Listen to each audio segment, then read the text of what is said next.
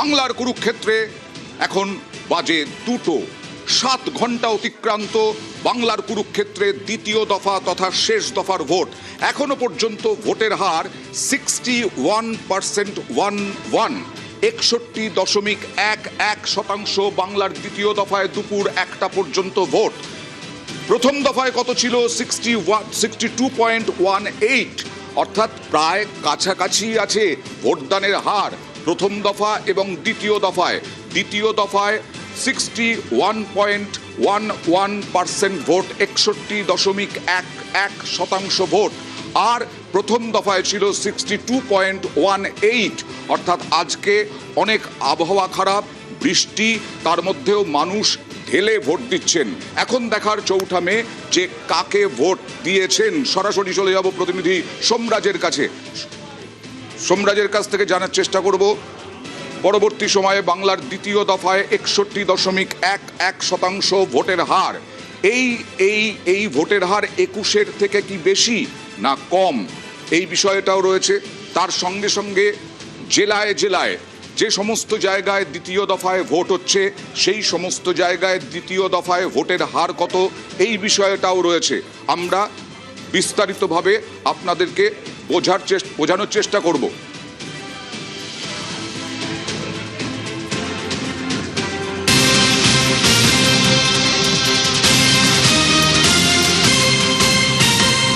কিন্তু এই ভোটের মধ্যে কোনো বিধিনিষেধ আছে? পোশাক বিধি আছে? আমাকে কি পরে যেতে হবে ভোটে, কি না পরে যেতে হবে নির্বাচন কমিশন জানিয়েছে? লুঙ্গি পরে ভোট দিতে গেছেন বলে কেন্দ্রীয় বাহিনী কি অবাক করা একটা ভয়ঙ্কর অভিযোগ যে লুঙ্গি পরে গিয়েছেন বলে 2 ব্যক্তিকে লুঙ্গি পরে এলে ভোট দেওয়া যাবে না, এরকম নির্দেশ। কথা বলবো প্রতিনিধি জিয়াউলের সঙ্গে। জিয়াউল, 2 ব্যক্তি, তাদেরকে লুঙ্গি খোলানো হলো। কে খোলালো? কার এত বড় ক্ষমতা? নির্বাচন কমিশনের কাছে তো কোনো পোশাক বিধি নেই। একদম, দেখো, নির্বাচন কমিশনের কাছে কোনো পোশাক বিধি না থাকলেও কেন্দ্রীয় বাহিনী কিন্তু পোশাক বিধি চালু করেছেন। অর্থাৎ লুঙ্গি পড়লে ভোট নয়, ফতোয়া দিচ্ছেন কে? কেন্দ্রীয় বাহিনী। একেবারে গোবরডাঙ্গার 189 নম্বর বুথে এমনই চাঞ্চল্যকর অভিযোগ। অর্থাৎ গোবরডাঙ্গার বেরগুম 1 নম্বর পঞ্চায়েতের কুচুলিয়া প্রাথমিক বিদ্যালয়ের এই 189 নম্বর বুথ, সেখানে একাধিক মানুষ যারা বয়স্ক তারা ভোট দিতে গেছেন, কিন্তু তারা লুঙ্গি পরে গেছে। গ্রামের মধ্যে ভোট, ফলে তারা একেবারে গিয়ে সেখানে লুঙ্গি পরে গেছে। কিন্তু সেখানেই বাদশাচ্ছে কে? কেন্দ্রীয় বাহিনী। ফতোয়া দিচ্ছেন যে কোনো লুঙ্গি পরে ভোটদান প্রক্রিয়া করা যাবে না। ফলে বিপাকে পড়েছেন, কি করবেন? তখন 80-85 বছর বয়স, তারা প্যান্ট কোথায় পাবেন গ্রামের মানুষ? ফলে তারা কিন্তু লুঙ্গি খুলতে বাধ্য হলো। অর্থাৎ আবার বাড়ি যেতে হলো 700-800 মিটার দূরে তাদের বাড়ি। সেখানে গেলেন নাতির প্যান্ট, অর্থাৎ 80-85 বছর বয়স্ক ব্যক্তি। ফলে তার 17-18 বছরের যে নাতি রয়েছে তার কাছ থেকে প্যান্ট ধার করে আবার ভোট গ্রহণ কেন্দ্রে যেতে হলো। তারপরেই আবার ভোট প্রক্রিয়া, ভোট দিতে পারলেন এই সমস্ত মানুষরা। শুধুমাত্র এক সাম্প্রদায়িক না, আমি আসবো 2 সম্প্রদায়েরই, সংখ্যালঘু এবং হিন্দু, 2 জনকেই প্যান্ট পরতে হয়েছে তাদের। কে দিল ওই অধিকার? যদি কেরলে হতো, তামিলনাড়ুতে হতো, তাহলে কেন্দ্রীয় বাহিনীর জওয়ান কি বলতে পারতেন এরকম? ভোটাররা কি বলছেন দেখুন। সেখানে আমি যাওয়ার পরেই আবার লুঙ্গি, আর আমার লুঙ্গি খুলে থুয়ে বাড়ির থেকে আবার আমার নাতিদের প্যান্ট পরে তাই আবার জাতি হলো। এত খারাপ লাগে না? আমার আর বয়স আর আছে। আপনার বাড়ি ভোট কেন্দ্র থেকে কত দূর? এই মাইল গানি হবে। এত দূর বাড়ি আসলেন? হ্যাঁ, কেন্দ্র বাহিনী এসে বলছে লুঙ্গি নেই, চলে যায় লুঙ্গি। হ্যাঁ, আমি তাড়াতাড়ি এসে বাড়ি এসে বাক্সের থেকে প্যান্ট বের করে প্যান্টটা পরে আবার যাই। তার ভিতরে কেউ কিছু বলেনি। কেন্দ্র বাহিনী ওই মাঠে যেখানে দাঁড়িয়েছিলাম ওখানে বলছে যে লুঙ্গি টুকি চলবে না। নির্বাচন কমিশন কি দেখছে? নির্বাচন কমিশনের কোনো বিধি আছে? প্যান্ট পরে যাওয়া যেতে হবে, বিকিনি পরে যাওয়া যাবে না, লুঙ্গি পরে যাওয়া যাবে না, শাড়ি পরেই যেতে হবে। লুঙ্গি খোলানো হলো হিন্দু মুসলিম 2 সম্প্রদায়েরই ভোটারের। কেন্দ্রীয় বাহিনী নির্দেশ, কেন্দ্রীয় বাহিনীর কে নির্দেশ দিয়েছিলেন? কেন্দ্রীয় বাহিনীর নির্দেশ কি শুধুমাত্র কেন্দ্রীয় বাহিনীর যারা জওয়ান তারাই বললেন জিয়াউল? একদম দেখো, কোনো নির্দেশিকা তারা দেখাতে পারেননি এবং তারা কিন্তু বারংবার আকুতি মিনতি করছিলেন যে তারা ভোট প্রক্রিয়া করে ভোট দান করেই চলে যাবেন, কিন্তু তাদেরকে সেই 100 মিটার 100 ফুটের মধ্যে যে গণ্ডি, সেই গণ্ডির মধ্যেই ঢুকতে দেওয়া হলো না। অর্থাৎ যখনই তারা ঢুকলেন তখনই কেন্দ্রীয় বাহিনী রেড়ে করে ওখানে দলের এজেন্টরা তো ছিলেন, তারা কি কোনো প্রতিবাদ করেছিলেন? তারা কি কেন্দ্রীয় বাহিনীর জওয়ানদের সঙ্গে কোনো তর্কাতর্কি করেছিলেন, প্রতিবাদ করেছিলেন? ফলে তারা যারা যাদেরকে আটকানো হয় তারা কিন্তু বারংবার বলছিলেন যে প্রিসাইডিং অফিসার বা যারা ভোট কর্মী রয়েছেন সেই পর্যন্ত গিয়ে তারা কি বলছেন, কিন্তু তাদের কোনো কথাই শোনা হয়নি। ফলে তাদের ইচ্ছা হয়েছে যে ভোট প্রক্রিয়া করতে গেলে দিতে হলে তাকে লুঙ্গি পরে আসা হবে না, প্যান্ট পরতে হবে। ফলে বাধ্য হয়ে নাতির প্যান্ট পরে এই কেন্দ্রীয় বাহিনীর দেখার কথা আইন শৃঙ্খলা, কেন্দ্রীয় বাহিনী দেখছে পোশাক, কেন্দ্রীয় বাহিনী দেখছে লুঙ্গি পরে এসেছে কিনা। আবার বলছি, কেরলে কি করে কি হতো, তামিলনাড়ুতে কি হতো, নির্বাচন কমিশন নিশ্চয়ই দেখছেন কিভাবে দুই বৃদ্ধকে একেবারে হয়রান করা হলো। কেন্দ্র বাহিনীর বক্তব্য ছিল যারা লুঙ্গি পরে আসবে তাদের ভোট দিতে দেওয়া হবে না। এটা আমরা কেন্দ্র বাহিনীর কাছে গিয়ে বলি যে কারণটা কি, আমাদের এখানে তো ম্যাক্সিমাম মানুষই লুঙ্গি পরে, হিন্দু মুসলিম এমন কোনো ব্যাপার নেই, অনেকেই লুঙ্গি পরে। তা বৃদ্ধ মানুষ তারা তো আজীবন লুঙ্গি পরে এসছে, তাদেরকে বলছে যে লুঙ্গি পরে অ্যালাউ নেই, ভোট কেন্দ্রে যাওয়া হবে না। এবং এমনকি আমাদের কথা বলতে গেলে কেন্দ্র বাহিনী আমাদের বিরুদ্ধে মানে লাঠি নিয়ে তেড়ে আসে।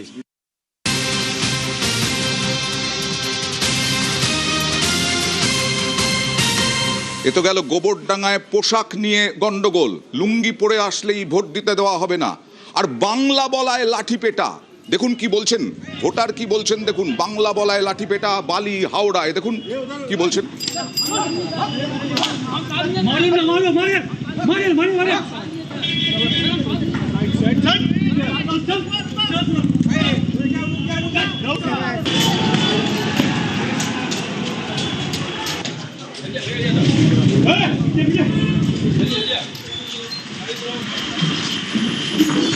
একশো 52, 153, 154 নম্বর বুথে গন্ডগোল, তারপরে ইভিএম বিভ্রাট নিয়ে ঝামেলা, পুলিশের সঙ্গে বচসা, বাংলা বলাতেই লাঠি নিয়ে তাড়া, বাংলা বলাতেই লাঠি পেটা।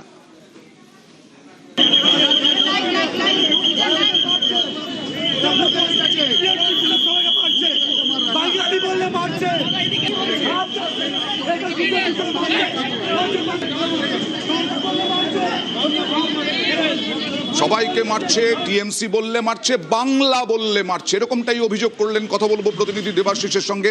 দেবাশিস, সত্যি কোনো যথার্থতা আছে এই অভিযোগের? বাংলা বলেছিলেন বলেই আরো মারছেন?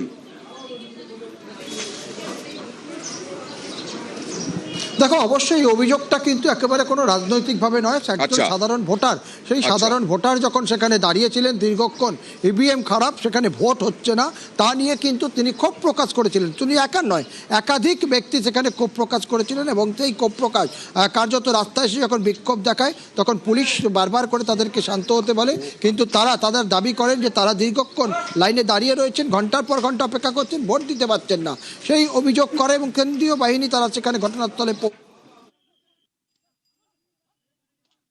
বারবার করে বলছিল তারা ভোট দিতে চায় এবং সেই কারণেই তাকে মারধর করা হয়েছে। শুধু তাই নয়, মারধর করে রাস্তায় ফেলে তাকে কার্যত চ্যাংদোলা করে নিয়ে তাকে গ্রেপ্তার করা হয়েছে।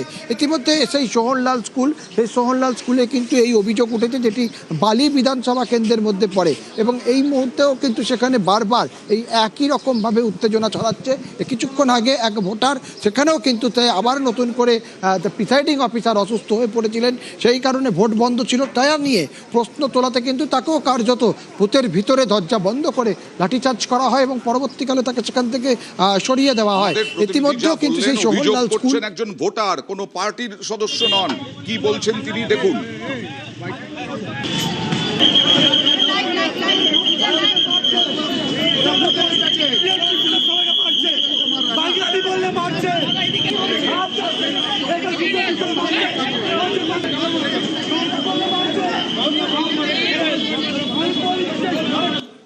অর্থাৎ এইভাবে এখনো পর্যন্ত কি স্লথ গতিতে ভোট হচ্ছে? দেবাশিস, খুব সংক্ষেপে জানতে চাইব।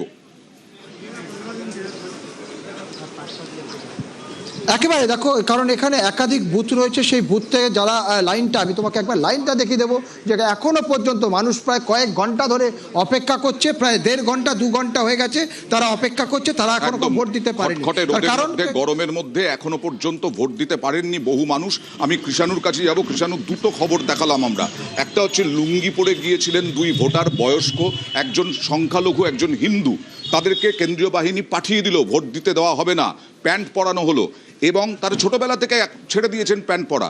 দ্বিতীয় হচ্ছে বাংলা বলায় কেন্দ্রীয় বাহিনীর মার। কৃষাণুর কাছে যাব প্রথমে, সংক্ষেপে যাব। তার আগে আমরা যে দেখলাম যেভাবে বিরোধী দল নেতা যেভাবে গালমন্দ করে সাধারণ ভোটারকে মারার নিদান দিলেন, তো সেটাও আমরা দেখলাম যে এটা কি হচ্ছে। আজকে সাধারণ বাঙালি লুঙ্গি পরে বা ধুতি পরে সে যেতে পারে না, হিন্দু মুসলমান নির্বিশেষে তারা লুঙ্গি পরে বাংলার মাটিতে। সেই বাস্তবতার সাথে যারা, আমরা তো এটাই জানতে চাই, প্রধানমন্ত্রীও লোকের কথা বলা, লোকের জামা কাপড় দেখে নাকি চিনে ফেলেন কে কোন জাতের লোক। তো এই যে তারই প্রতিনিধি, তারা বাঙালিকে লুঙ্গি দেখে চিনছেন। দেখুন, দুটোই একটু আগে বললেন না যে শুভেন্দুবাবু যেভাবে থ্রেট করেছেন, কালকে আবার প্রচ্ছন্ন থ্রেট করে দিয়েছিলেন অভিষেক বন্দ্যোপাধ্যায়, নির্বাচন যাক তারপরে বুঝে নেব।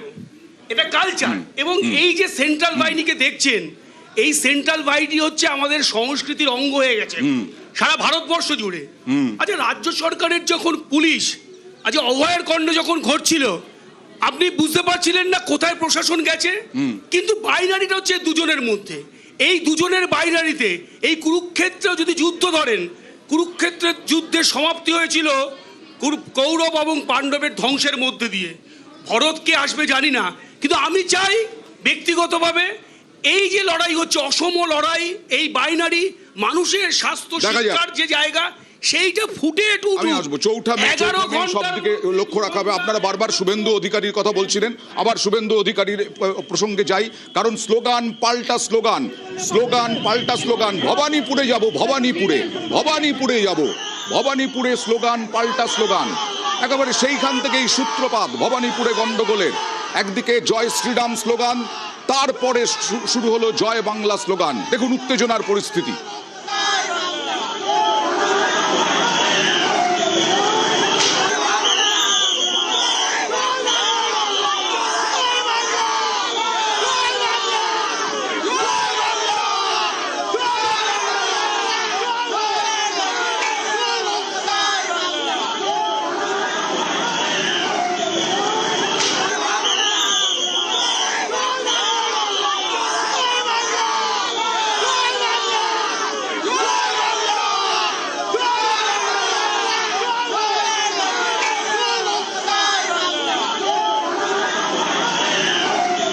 ভবানীপুরে মুখোমুখি তৃণমূল বিজেপি, স্লোগান পাল্টা স্লোগান। কি হয়েছিল প্রথমে জয় শ্রীরাম স্লোগান, তারপরে জয় বাংলা স্লোগান। সরাসরি চলে যাব আবিরের কাছে।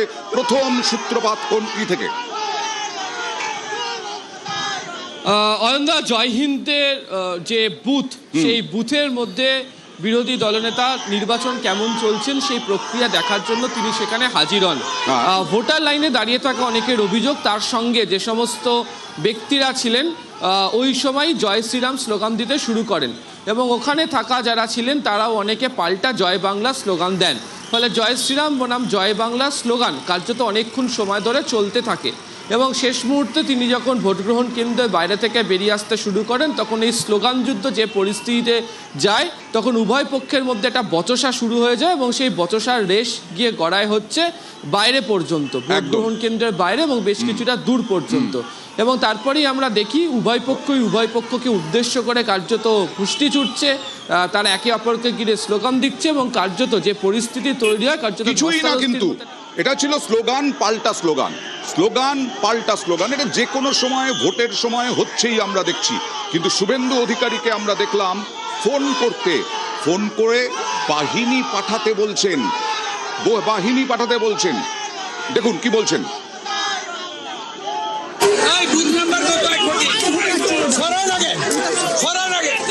अरे बूथ नंबर 217 में तुरंत सीआरपीएफ भेजी। जय हिंद भवन, मैं यहाँ हूँ, आप भेजिए। अपना आंध्रपुर असेंबली की করছেন আপনি? 217 নম্বর বুথ, যতক্ষণ না আপনি আসছেন আমি যাচ্ছি না, আমি এখানে বসে থাকবো।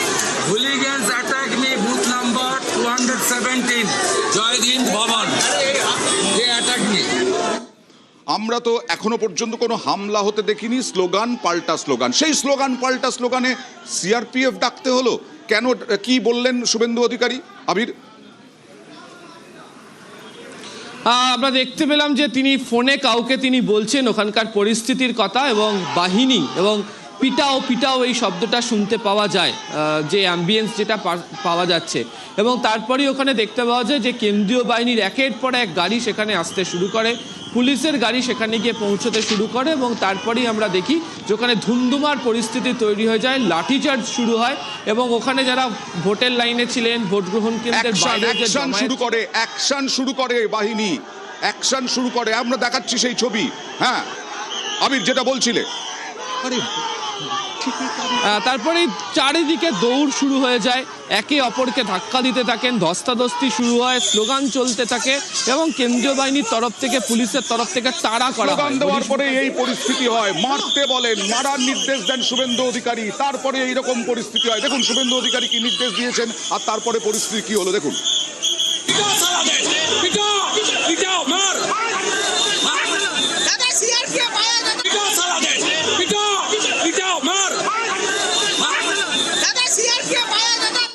একেবারে মারার নির্দেশ দিলেন। ভোটে গরম হয়ে গেল ভবানীপুর। এই রকম দৃশ্য কি দেখেছেন ভবানীপুরের মানুষ এর আগে? একেবারে ছত্রভঙ্গ করতে, ভিড় ছত্রভঙ্গ করতে লাঠি চালালো পুলিশ, লাঠি চালিয়ে তাড়া করলো। আরো একবার চলে যাব আবিরের কাছে। আবির, তারপরে পরিস্থিতি কি হলো?